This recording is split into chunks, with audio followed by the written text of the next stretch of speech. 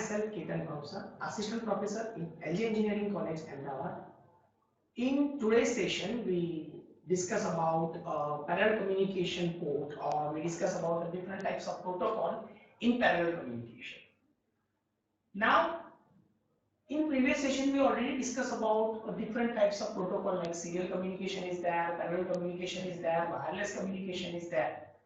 But now we are focusing on a parallel communication. Now, what is parallel communication? Which type of the protocols comes inside a parallel communication? So let's see in the depth from chapter number 2. Now, parallel communication. What is parallel communication? The communication between the short distance, generally between circuit to circuit only.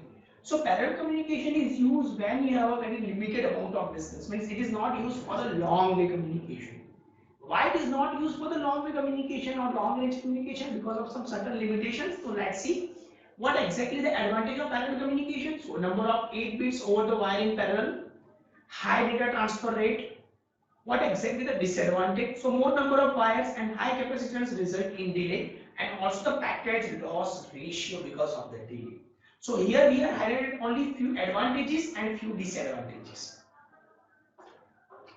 Now, we in daily routine life or in some basic projects, we use this type of interfacing modules in our projects, like we're talking about LCD and keyboard. What is LCD and keyboard? So these are the parallel communication protocol. Like LCD, we use a 16 cross 2 LCD, we use a 20 cross 4 LCD, we use 16 cross 4, 16 cross 2, 20 cross 4, 32 cross 2, 32 cross 4. So there are the number of LCDs is there. And for that, it is used in two ways. Some of the module is used inside, we can say that control mode, and some of the mode we can say that it is a data mode. So in terms of the data mode, it is only use a handshaking based approach. In terms of the handshaking based approach, it transmit the data through the data pins, and according to the control pin operation, it will control the data rate. So basically the LCD is one of the best example for the parallel communication. Right now we use a 8-bit data mode or 4-bit data mode for the communication. Similarly for the keyboard, in terms of the keyboard, we use a PS2, we use a 4x4 keyboard matrix is there. So there are a number of matrix modules. In that we use 8 data pins for the row and for the column operation. So these are the best example for the parallel communication. If you're talking about any LCD, it comes with basically parallel communication. But right now in the few LCD, it's based on the I2C module also. So there are only 2 data line pins, SDL and SCL. So it's that already be seen in previous session. Now the most popular, and we can say that the most famous bus architecture is ISA, IBM Standard Architecture bus for the communication point of view in terms of parallel communication. Connect only embedded devices means you can connect with any embedded devices. Means if you are talking about a microcontroller, microprocessor, any type of the microprocessor, any type of microcontroller, there is no geographical addresses that you can directly communicate with it. ISA bus memory access can have a range of 640 KB to inbuilt 15 to 16 megabytes. So basically it's starting with 1 MB to the 16 MB. So there is no memory map means there is no required to to handshake some IO configuration and to handshake some data configurability. So there is no need to any type of the data configurations. Parallel communication to the PCI bus, means peripheral component interfaces module. So it is totally independent from the IBM. The PCI is generally work on the 32 bits per second rate in terms of 32 megabytes, and also 64 bits in 66 megahertz. So PCI is extend from 16 bits to 100 megahertz configurable speed. So you can transmit a high speed data using the PCI, but the limitation is only that you have a very limited amount of distance. And if it is a large communication, or you have to transfer data over the large, and then you can go with the Ethernet, and right now it's not very popular in this. PCI bus feature, which type of the feature the PCI bus have? It is a 32-bit data and address bus extend to 64 bits, synchronous and asynchronous throughout the 132 to 528 megabytes per second. Automatically detect and interfacing modules. There is no need to use manual operations. It automatically detect when it comes with a peripheral interfaces. A device identification address, there are the 3 ways in terms of the device identification systems: IO port based, memory location based, and configure register to total 256 bits, because ultimately we have a range of 8-bit configuration. So 2 raised to the power of 8 means we are talking about the 256-bit configuration. Really, in this session, we discuss about different types of protocol. In previous session, we also discussed about the serial protocol, which is related to the I2C, USB, UART. In UART, basically, I want to tell you that in UART we have different types of a protocol which is related to UART, like UART means synchronous or asynchronous, means UART. Means it can be communicated with a serial communication, or it can be communicated with a parallel communication in terms of an asynchronous way. Means it transmit your data from asynchronous to synchronous to provide the conductivity. And also UART is play a main role when you have to communicate with the other type of devices which is related to the asynchronous mode. So UART is one of the most popular communication way that we are using in the past communication. Like if you're talking about the 8051 mode, if you're talking about the PIC microcontroller, then we are using the RS-232 board configuration. What is RS-232? It is generally used as a DB9 connector, which generally used to communicate or to transmit the data from a sensor to the microcontroller. And we are using the MAX232 IC, means it's a TTL based IC, which convert your data into the transistor level. Why? Because our microcontroller can understand only the transistor configuration, right? It can understand only the transistor level configuration. It will not understand other type of languages. So basically, UART is one of the most popular type of protocol that we are using in the past. Right now, I2C is one of the most popular protocol in current scenario, in current technology, because I2C is each and everywhere, because it can communicate only two wire, SDA and SCA, that I already explained you. SDA means it is deal with a addressing mode, and when you're talking about the SCL, then SCL basically in terms of the clock based configuration, in terms of the synchronization thing, in terms of the clock.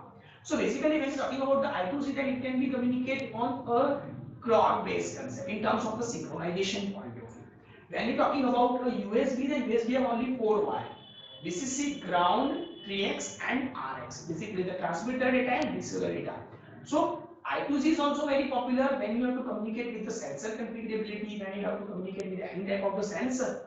Because right now number of sensors are generally capable, or I can say that it support only the I2C protocol, because it saves the minimum number of your pins of your microcontroller, and if it saves the number of pins, then you can use that particular pin in some other applications, or you can expand your application. Means there is no need to switch a microcontroller. So this one is the best example. If you connect a normal LCD with your microcontroller, then ultimately it takes four data pins and 2 address pins. So ultimately it occupies 6 pins. And if you are connected with the I2C LCD, then it requires only 2 pins. So you can save your 4 pins. So I2C is one of the best example when you have to communicate with a data rate, when you have to communicate with the number of peripherals in terms of sensors. USB, that I already tell you, the USB is one of the most popular type of communication protocol in current technology, because it transmits the data very fast. Then PCI and ISA. See, PCI and ISA right now we are not using in practical application, because I already told you the certain limitations of the PCI microcontroller is there. PCI is support only the few configurability. It can be communicated in terms of the short range only, short distance only. It cannot communicate on the large distance. So these are some certain limitations of PCI. Similarly, in terms of the ISA bus architecture, it is in terms of the IBM, the one of the best example of ISA protocol that we are dealing in old cameras. In the old camera, you have to, if you have to transmit the data from laptop to your camera, then we have to use ISA bus standard or ISA bus architecture. So that is one of the most popular type of a technique on that days. So make sure that this we have already studied this type of the protocol. We already studied the USB, I2C, UART, which is one of the most popular. UART is one of the most popular for transmitting the data in previous technology. Right now we are using the Arduino board, right? We are using the basically Raspberry Pi board. In Arduino board, you can see that TX and RX pin is already there. What is TX and RX? TX and RX is nothing but it just use a communication. It provides the communication between data transfer from source to destination, right? So basically, we study this type of the protocols, and this all the protocol in there. So I hope that you are getting the idea of what exactly I am trying to convey about these different types of protocol, what exactly these different types of protocol is, and how it will support to your microcontroller. So I hope that you are getting the idea of what exactly the parallel communication is, what exactly the PCI is there, ISA bus is there, And also in the next session, we will discuss about the AMBA protocol, which is one of the most popular protocol in current generation and current technology which is going on. And also we focus about the different types of module configurability. So basically when you're talking about a PCI bus, when you're talking about basically ISA bus architecture, so we have to make sure that everyone have a configured register bits, everyone have a memory location configuration, everyone have a IO port. Everyone have a 16-bit to 528 megabits per second rate. Automatically it will detect, means it is a transparent, or we can say the fast communication possible. And also here PCI have a range of 32-bit to 33 megahertz, 64 to 66 megahertz, and similarly it goes in 100 megahertz. So basically, when we have to communicate very fastly, but the limited amount of area, then we have definitely go with PCI. Definitely you can go with the ISA configurations, but make sure that it have a possibility of data loss because of the capacitors added inside the wires, and 8-bit data will be transferred. So these are the certain limitations in PCI bus, and because of that reason we use right now only wireless and serial communication. We use a USB right now, very popular, right? Why we use a USB? It's a serial communication, but it losses a very less amount of data. So this is a main difference between serial, parallel and wireless communication. So make sure that when you communicate with current technology, then we are definitely go with only two protocols, wireless or serial. We are not using parallel. In the previous years, before 2 years, 3 years, or 5 years, we are using the printer port. It's a 32-bit port, or we can say the 32 pins port. It is a very slow in terms of data rate losses, but definitely it's a fast for the transfer rate. So I hope that you are getting the idea of what exactly I am trying to convey about the PCI and ISA bus. I just give you the overview about what exactly PCI is, what exactly ISA is. Right? So if you have any doubt which is related to this particular communication bus in terms of the parallel communication, so you can feel free to contact me. So thank you for watching.